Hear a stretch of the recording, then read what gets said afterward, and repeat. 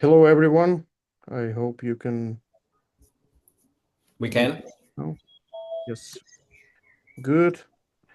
So we have our first meeting in the series of 4 or 5. Let's see how it goes. Of webinars related to functional safety. I hope you can see my screen. Please cheer up or do whatever you can do to demonstrate that it's up there. So I can see some thumbs up, so it's there. So basically, we are starting up the functional safety series of webinars. And today we have the very first one, like introductory one. And I suggest we just get going. So let's super fast go through the agenda so we know what's going to happen within the next 40 minutes.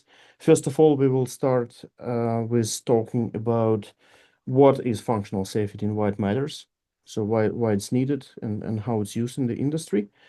We will get to the list of industry standards, so we kind of browse through the standards that are applicable across the industries. The next topic would be to actually go through the typical challenges and misconceptions in functional safety projects, because there are quite a few ones there.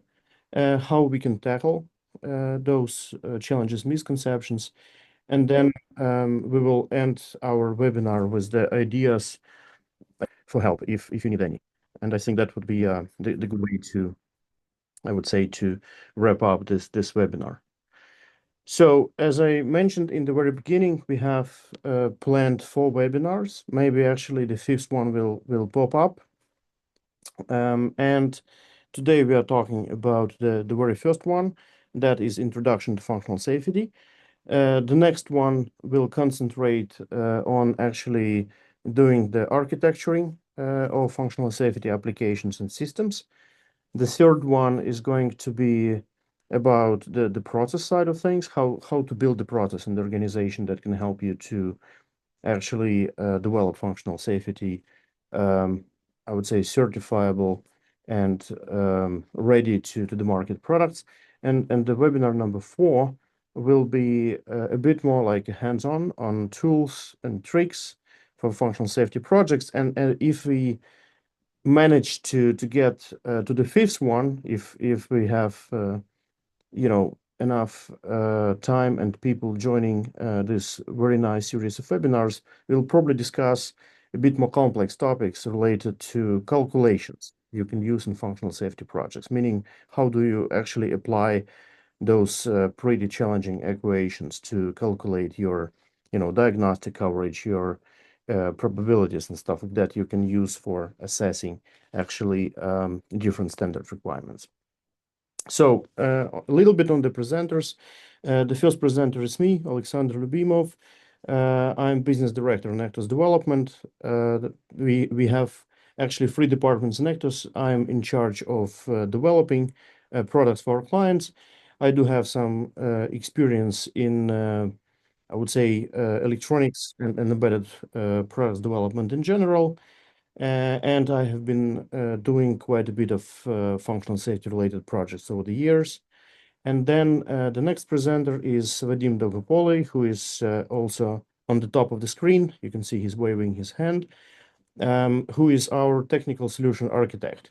And basically the guy who I would say helps the majority of customers, especially when we start the engagement process in relation to functional safety products, how to actually crack the tough nut in terms of planning the projects, assessing what is the gap between desired project stage and the I would say current project stage in terms of processes, product readiness, and stuff like that. So we will be actually splitting I would say the stage here. I will be doing the first part of the presentation, then I will pass the mic to Vadim, who will be telling us a little bit more in details about problems and misconceptions, and then I will be wrapping up the webinar. So that's the idea. So let's get going.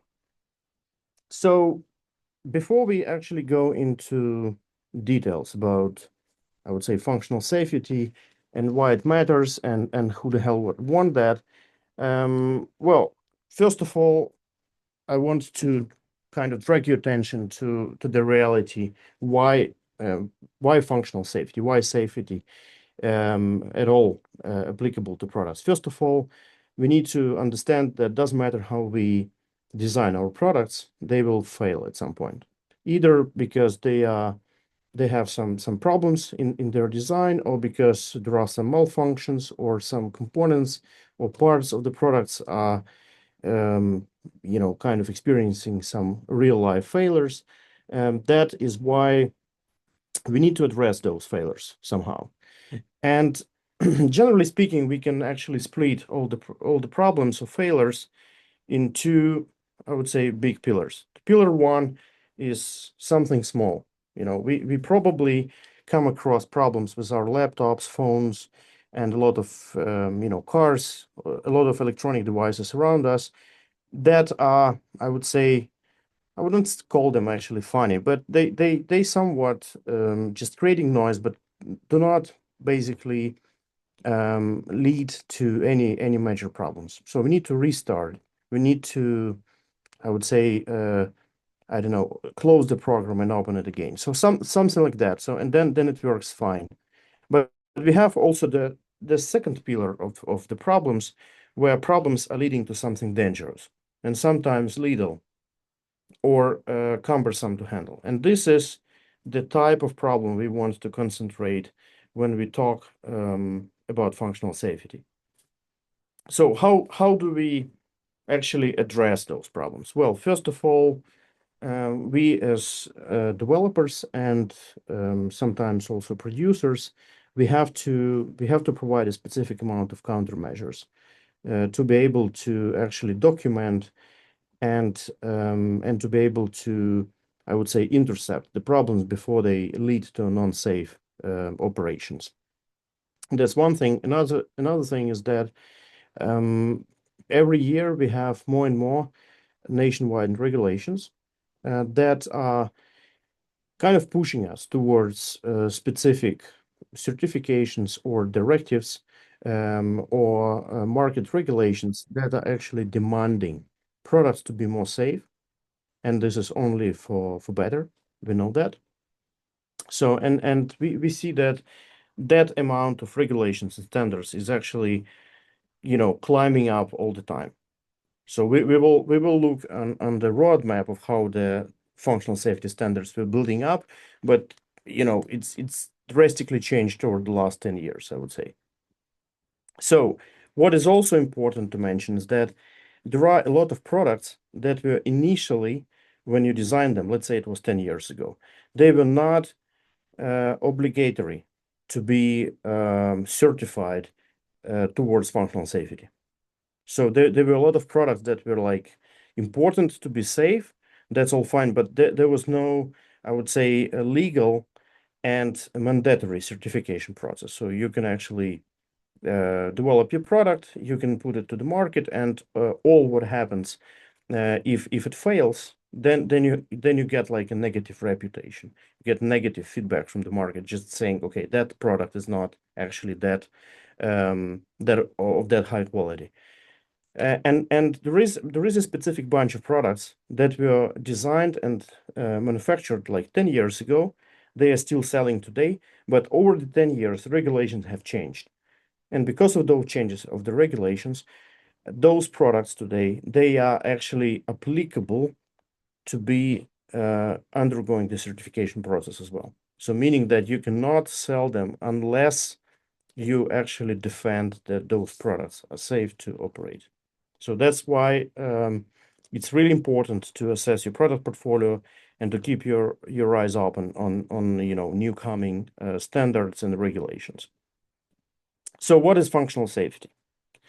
Well, first of all, functional safety is the set of, I would say, tools, processes, methods that helps you to ensure that the system you design operates correctly in response to, the amount of inputs change you have to a system, including failures that can lead to hazardous operations. So basically, there is no magic about it, but it's really important to understand this definition.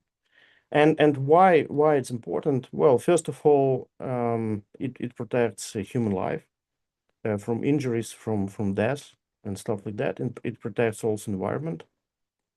Normally, it's I would say regulated by different market regulation standards and stuff, and then sometimes also for specific products.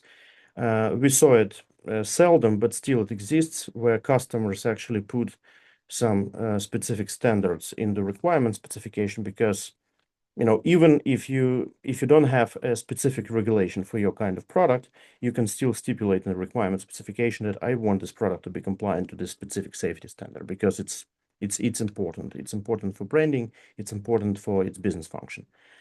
Basically, compliance to functional safety, I would say it enhances drastically the credibility of the product and its reliability. We will get back to the reliability definition as well. So I would say if you want to come up with typical examples of what functional safety, what kind of products, what kind of, I would say, scenarios functional safety addresses, that basically, like we said, it addresses majorly the system behaviors that are provoked by failures or unwanted situations or conditions. And for instance, automotive industry, it can be, one of the examples can be a prevention of unintended acceleration. Let's say you have a sensor in the car that actually measures your current acceleration, and then you enabled some sort of autopilot or the cruise control, and then if sensor fails, then there is no closed loop regulation, so your car can potentially just do full throttle. So you will end up speeding up extremely high. In medical products, the typical example would be, how do you actually control the dose of different kind of products, especially with some sort of pumps that are, for instance, insulin pumps that are connected to the human body.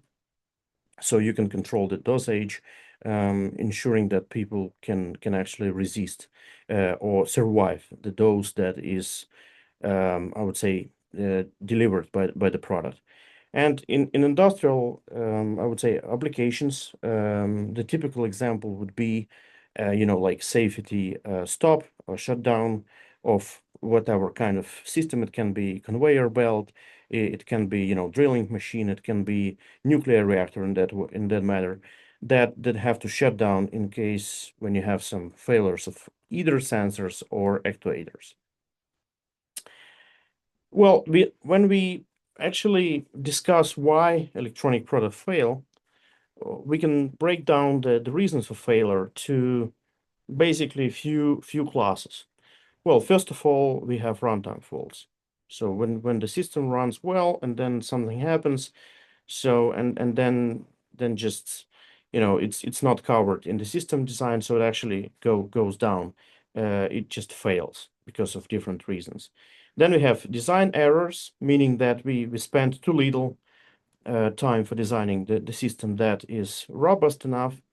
And I would say the main reasons for design errors are normally either architectural errors, so the idea we had about creating the system was sort of wrong. So we designed something that actually leads products to fail, or we didn't do the drill of so-called FMEA analysis. So actually failure modes and effect analysis. So we didn't do actually, I would say, the design thinking, like what goes wrong if sensor A or B fails. What can lead system to go into unsafe operation or failure if something goes wrong. So normally this is not, some engineers are spending enough time for this. Some engineers just not concentrating on that too much, because we normally tend to concentrate on a regular positive, good operation of the product. Then we have one of the problems, we have misuse of the product. So let's say we have a car that someone uses to pull something super heavy. So that's kind of misuse. According to the functional specification, it's a misuse of the product. And the misuse of the product can lead to, obviously, to the potential unsafe operation as well. We have implementation errors, like software bugs, like connected libraries errors, like components errors. From hardware perspective, we can have some counterfeit components that are just failing because they are not authentic ones. And then we can also have bad manufacturing quality. So the bad manufacturing quality can lead to pretty hard to detect errors. They will be floating all the time, so it will be pretty hard actually to detect them.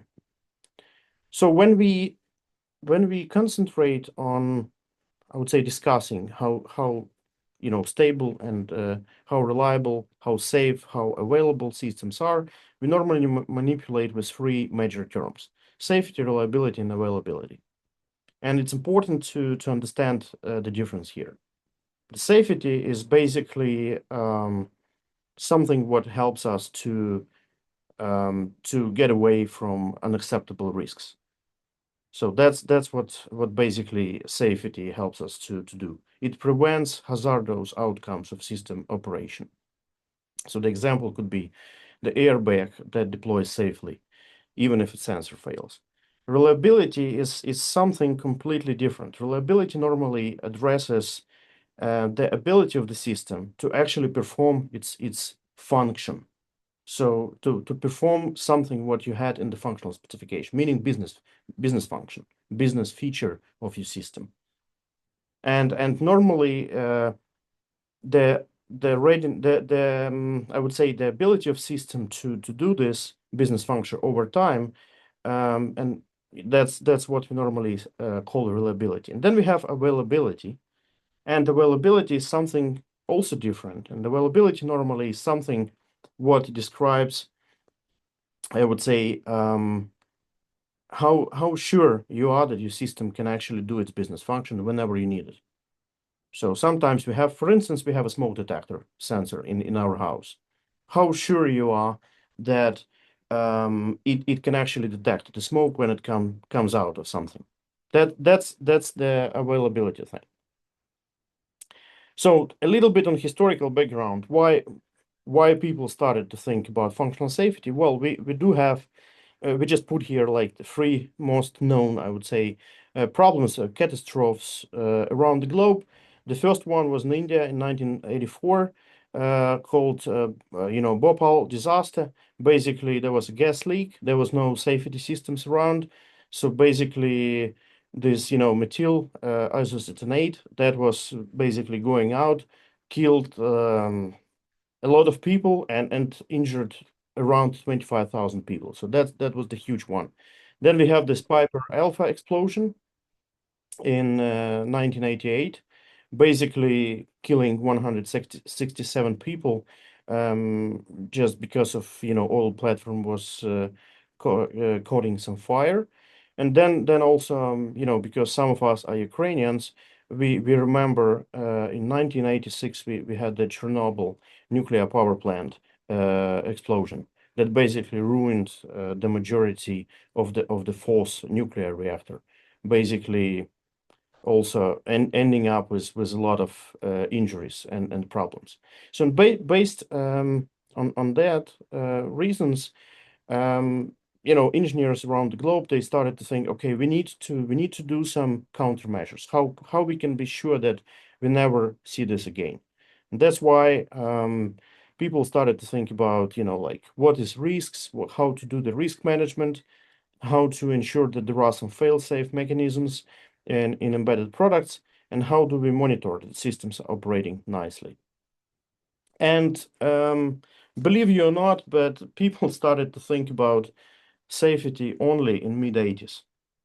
And in mid-80s, there were some a bunch of notes basically saying, okay, if you have this kind of system, then maybe you have to consider that. If you have that kind of system, maybe the good, design approach would be doing this and that. And basically, this is all this is when it started.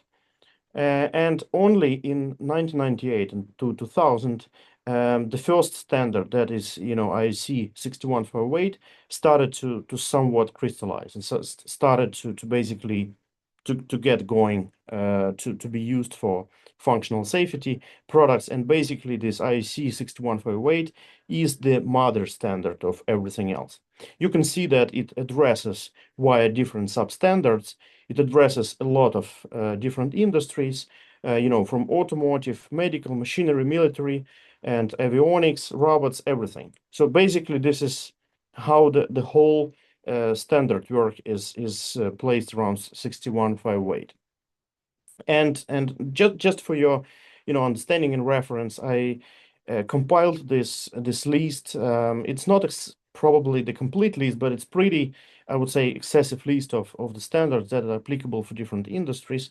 So you can see here, like 61408 as a generic standard that applies to industrial applications.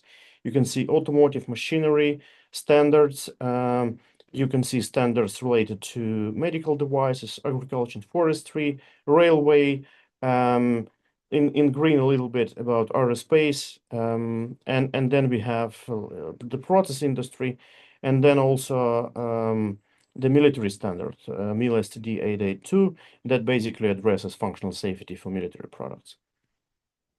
And what is really important to mention is that even knowing that, like regular products, like our, like, washing machines or whatever, we have vacuum cleaners, even knowing that those products are not normally leading to hazardous situations, except of electrical safety, that is assessed normally during the lab testing and proven by design as well. There is a tendency that a lot of standards are kind of advising and also starting to demand functional safety bits and pieces in regular products. For instance, the 6730 household appliance controls puts some pressures on, I would say at first glance, very, very simple things like thermostats that are sitting at your radiators at home, basically controlling how much heat you consume for heating up your house.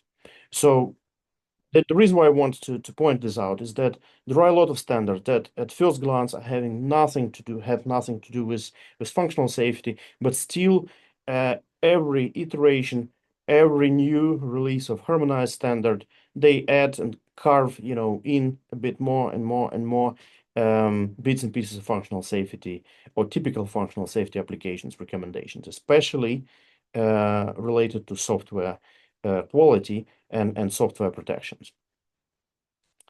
So now I want to pass microphone to Mr. Vadim Dovhopoli to actually address a little bit more practical things about how do we do safe products.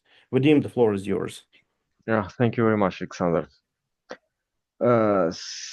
So let me start from typical misconception and what we hear from about functional safety and from our clients. So clients often comes and to us and say things like we just need to pass tests at the end, or we have a beautiful and well-tested product. Now we just need SIL2 certification. So without some small changes is acceptable, but nothing more. And the product almost finished, and now we need only safety documentation to fulfill the requirements. At the first glance, this seems reasonable, but here is a ripple. Each of this assumption pushes the projects further away from real compliance and safety assurance.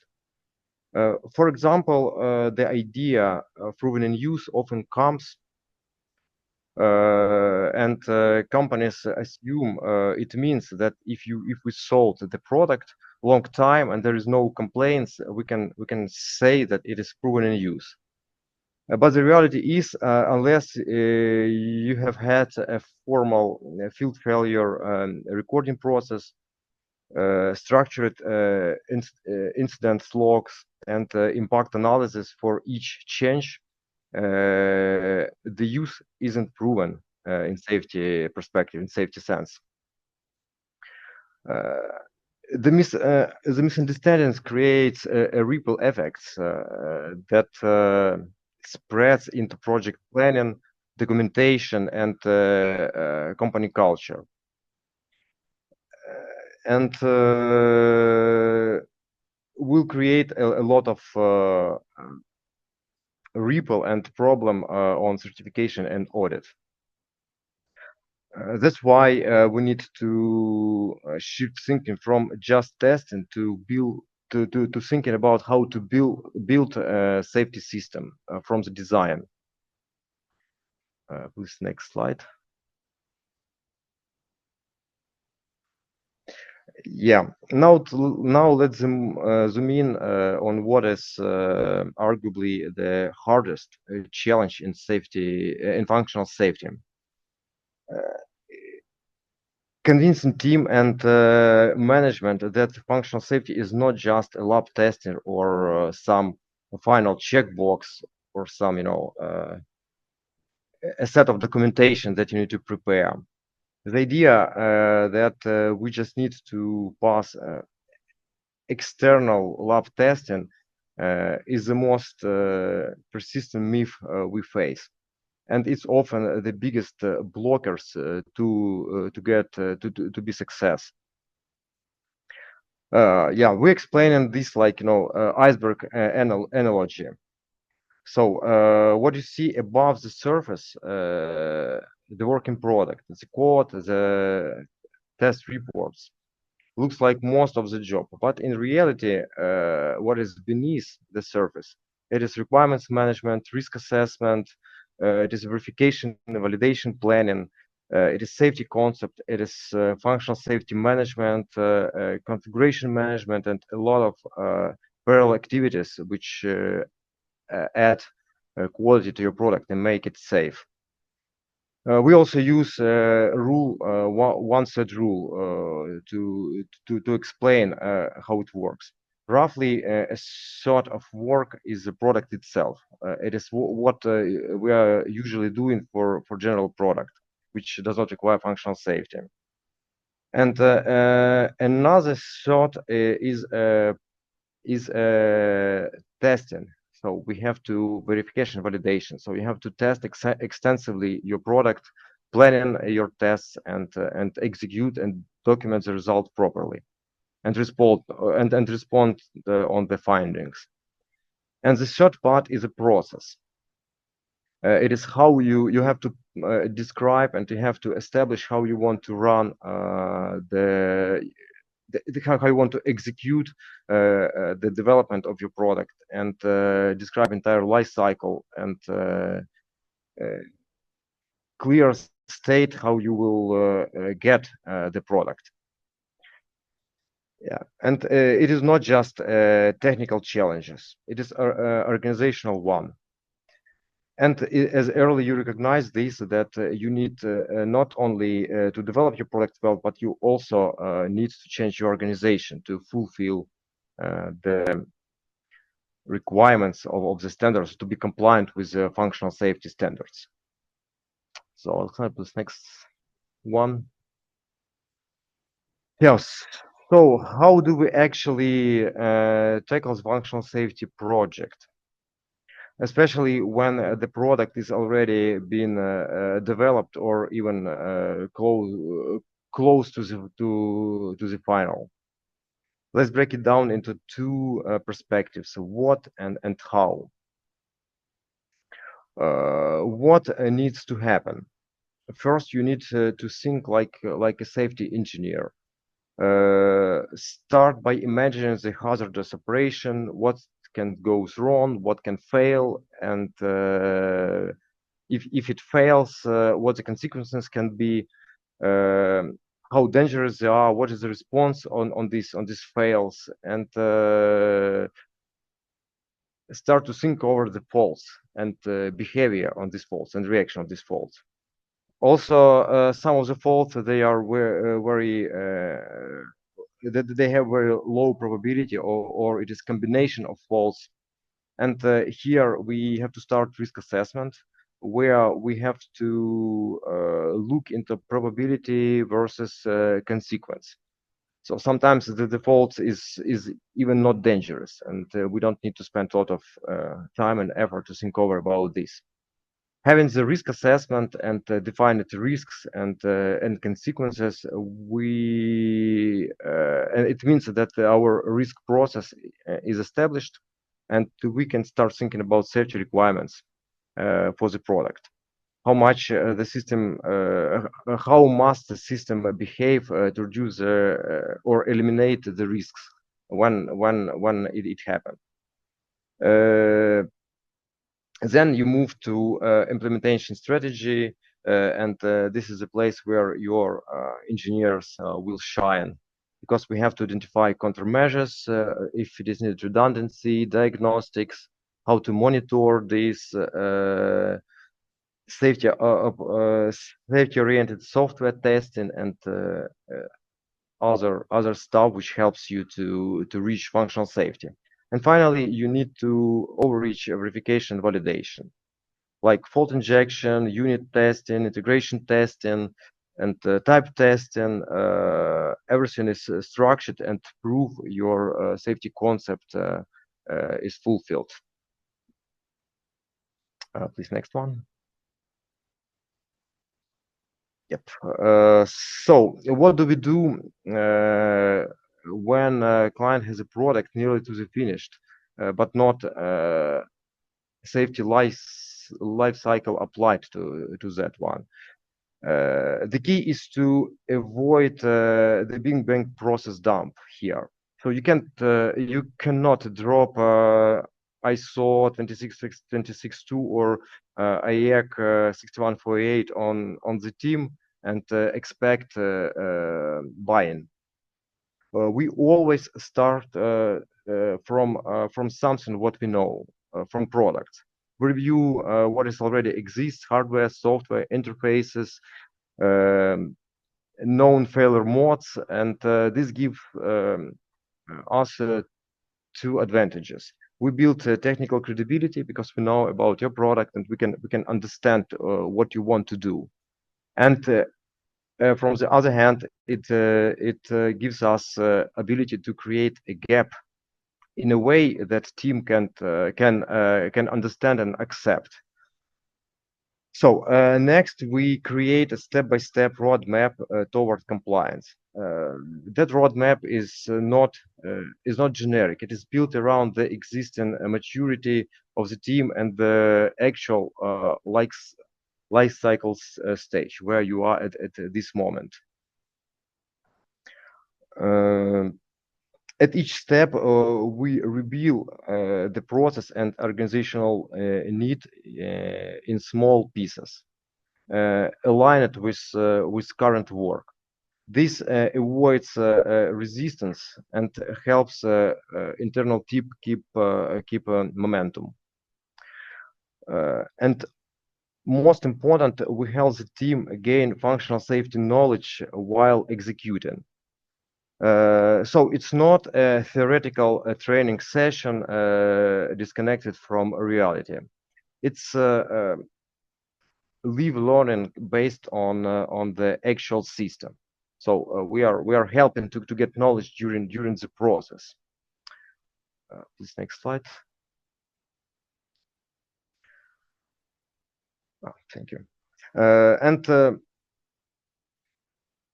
let's be honest, but functional safety work can become overwhelming, especially when deadlines are near and the pressure is very high. Some activities are perfect for outsourcing. if you know where to draw the line. What can you outsource? Let's look at some typical activities and where they are good candidates to be outsourced and why. Gap analysis or compliance review, definitely outsource. You get a quick expert view of where the biggest risks are.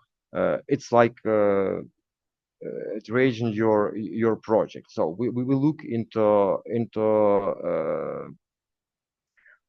into your stage, and we will easily find weak spots. Like a very fast on the first glance.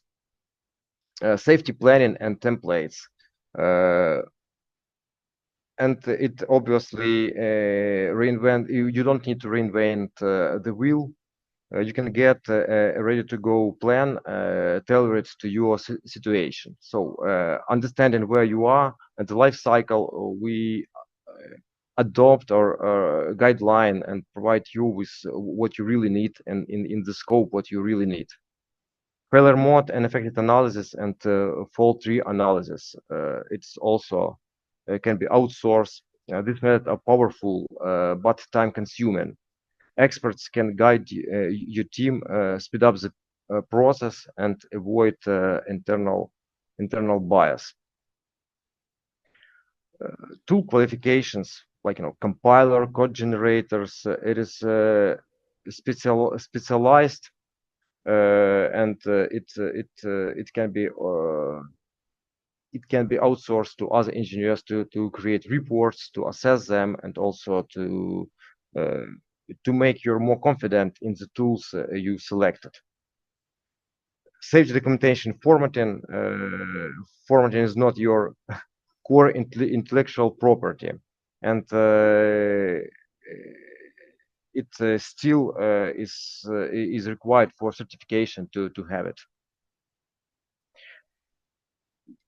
Yeah, and also we can support with talking or to discussing things with certification body, because it is a special language which is not clear or not good to. So you are not, if you don't have experience doing this, and it is difficult to understand what is really required, and we can help translate this or to bring the things and make the path smooth. And what you do not outsource, it is your core product knowledge or design decisions. So we can help you to judge, is it good enough or not enough for your product to take these decisions specifically from safety perspective, and it will be at your home. And yep, it is what you can leave with you. Alexander, I think it is done from my side. Yep, thanks, Vadim. So basically, just to wrap up fast, what Vadim said is that there are a lot of activities you can obviously outsource to, to someone who has done it before.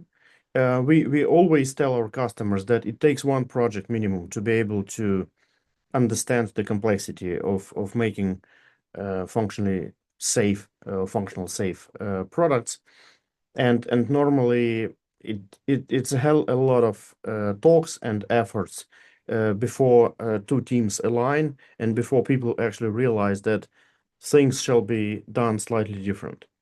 So that's really important, and this is unfortunately where we have a lot of, I would say, tension between engineering teams, between our engineering team and the customer engineering team, and when it gets to certification with the certification expert as well, because all this is about building the common language, making sure that the product is designed nicely, and also be a little bit creative and open for some crazy ideas.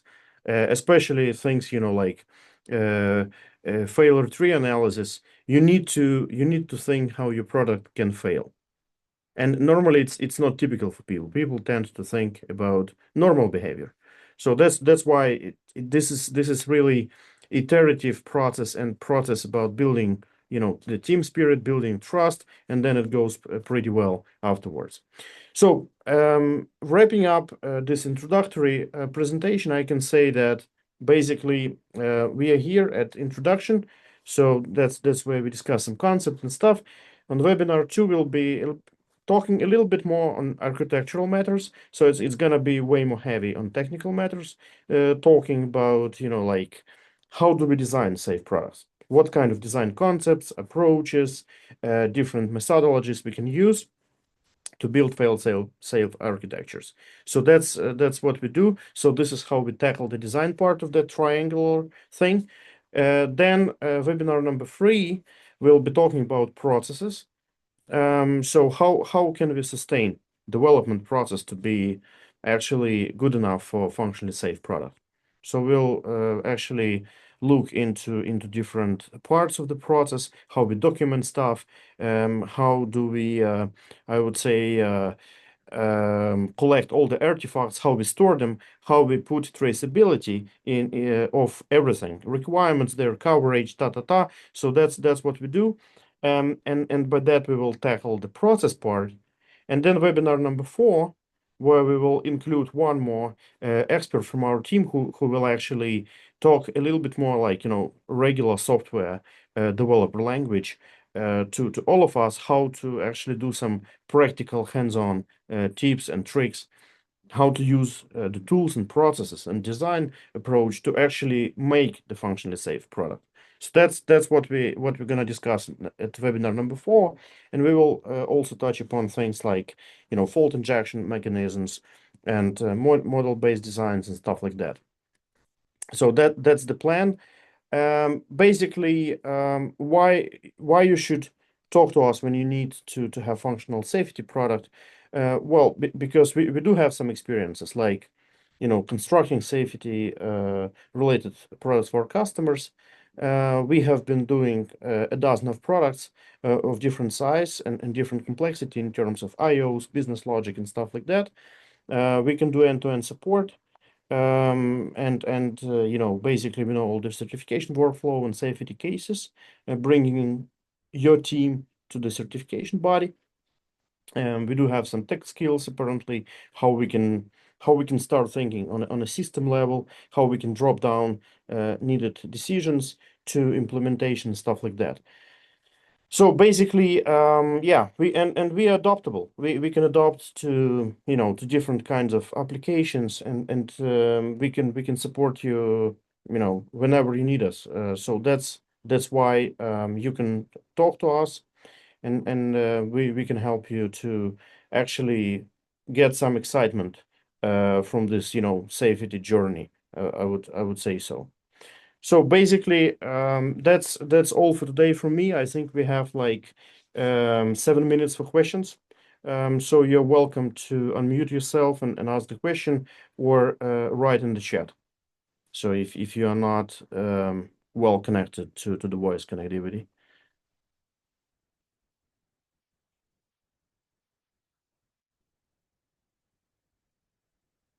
So any questions? I don't know if I can look into the chat. There are not that many questions yet. So anyone, if you Yeah, I have one question. go ahead. Thank you very much for this presentation. It was really interesting. So I just wanted to clarify. You said that like before 1980s, there were almost no functional safety like requirements or standards, or can you please clarify this? Because how in that case complex systems like first airspace rockets or planes were developed? Well, I think there were some application specific nodes. Basically there was nothing I would say standardized and put into the one I would say body of knowledge. Let me put it this way.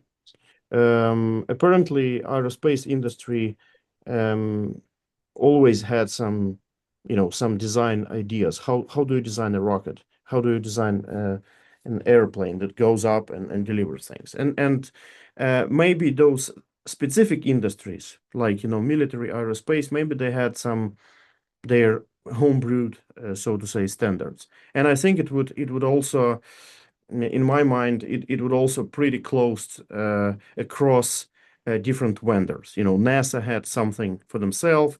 In USSR, they had something for themselves, and that's how it was working.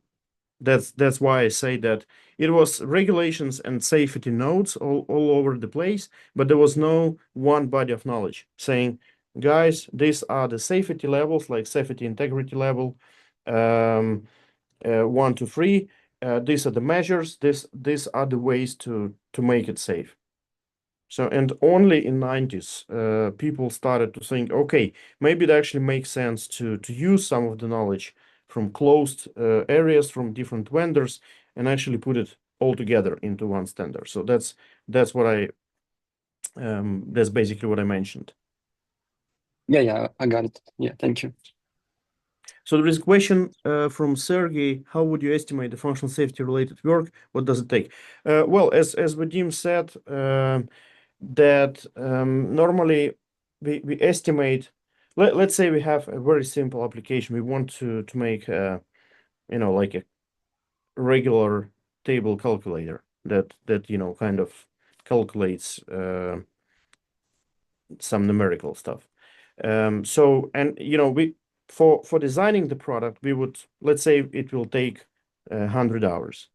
So basically, if your company, if your team never done functional safety products before, then you would need like 2 more chunks of those 100 hours, meaning 200 hours to kind of understand the processes, build them, introduce them to your team, and then make sure that you actually generate artifacts required to make functional safe products. So that's our kind of rule of thumb. Sometimes it takes we see customers who are at the very late stage of their product development. They say, okay, we are ready. Please help us to analyze what it will take us to certify the product. And the rule of thumb in this case, if the product is well tested, apparently all of us who are creating products, we want products to be nice. We want products to be, doing their business functions right. No doubts about that. But we never document it in a way, we never design it in a way where it can be traceable from top to the bottom. And when situation like this happens, when you approach the certification body, they always ask, okay, please show us how did you actually do stuff. So and that's where all the game starts. So I would say in that situation, when the product is nicely tested, it's already selling probably. We normally say that it will probably take like between 50 and 100% of the development time you spend so far to get your product certified. And the majority of this time, unfortunately, goes not only to the certification of this specific product, but also to the knowledge gain of the team, training your team, getting the mindset in, and also fighting with your own perception that it cannot be so big in terms of effort. Because the first thing you hear when you have this gap analysis, either from us or from the certification body, from the assessor, they say, oh, guys, but it will take you 1 more year. The first reaction is that, like, hell no. We're gonna speak to someone else because these guys are probably, just saturating what it will take. So that's what happens. So you have to really adopt to this message. You have to get ready. So that's what I can say. Good. And then there is a question from Yevgen on where can the recording of this webinar, we will share with those who will sign for and provide a feedback on this webinar. We will share the link, so you can always access the the webinar later on. So there is a question: would an EKTOS employee be able only aid with the functional safety considerations for a project, or would the proper way to also take part in the development part of the or the other. Well, we can boss. Ideally, of course, is to be part of the development project, because then you can do things right from the first try. But if this is not the situation, then yes, by doing this gap analysis, what happens in the very beginning doesn't matter if you go to us or to external assessor like TÜV or Accident Canada. The very first thing they will ask you, of course, about requirement specification, what the product does, how this product is not classified, but to which class of products it belongs.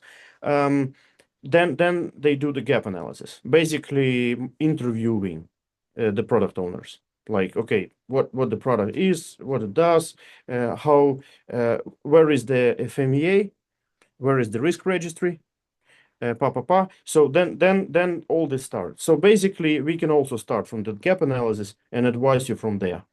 The biggest problem in this approach would be that you will probably, in the most of cases, you will get the message like, oh, but actually this is not the right way to do it. And it actually kind of makes some tension between the team at your end and between our team. Because normally engineers like me, I don't like that someone gets back to me and say, oh, actually you did it wrong. That's not very nice message. So and in this functional safety world, unfortunately, people have to be ready to get this message. Say someone saying like, no, this is actually okay from functional perspective. It's a nicely done piece of code. It's probably best C++, source code we have ever seen. But from functional safety, it requires actually quite a bit of polishing and a little bit different countermeasures. So that's no problems. We can do both things.